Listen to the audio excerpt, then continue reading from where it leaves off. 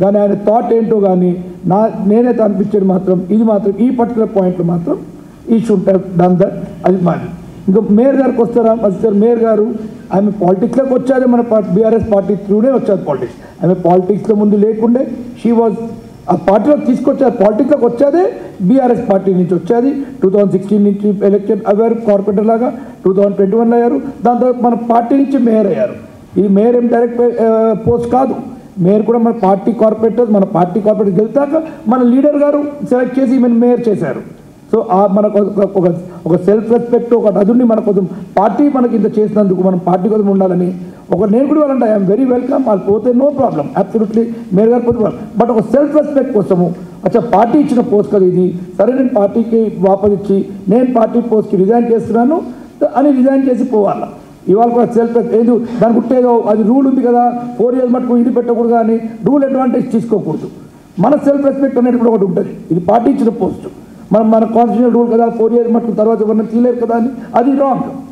You have to have self respect. Resign చేసి వెళ్ళండి, absolutely welcome. You are old enough, you are educated enough.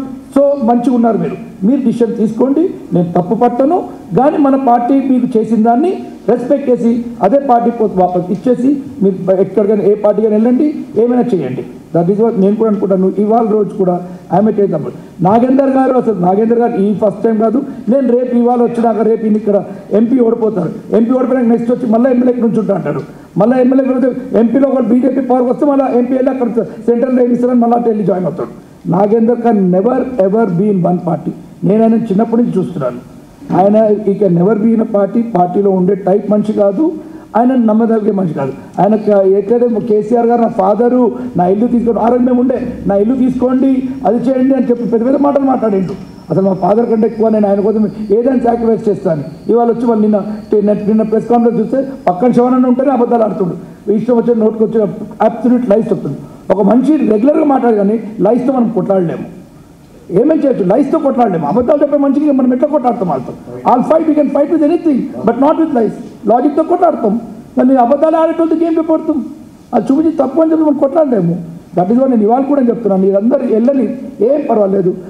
మన party చేసి నాకు ఏమైతే మన పార్టీ చేసిందో అవన్నీ ఇక్కడ పెట్టేయండి. మీ ఎమ్మెల్యేషిప్ వదలండి, మీ పేరు వదలండి, అన్నీ వచ్చేసి వెళ్ళండి. ఇఫ్ యూఆర్ వెరీ గుడ్, మీరు ఆ పార్టీలో పెద్దగా అవుతే అవ్వండి, మీ ఓన్ కాకపోతే అవ్వండి. కానీ మన పార్టీకి వేసినాక అన్నీ ఇక్కడికి తీసుకుని వెళ్ళి ఆ పార్టీలోకి వెళ్ళి కూర్చుంటా, ఆలోల్లో కూర్చుంటా అనేది మాత్రం అబ్సల్యూట్లీ రాంగ్.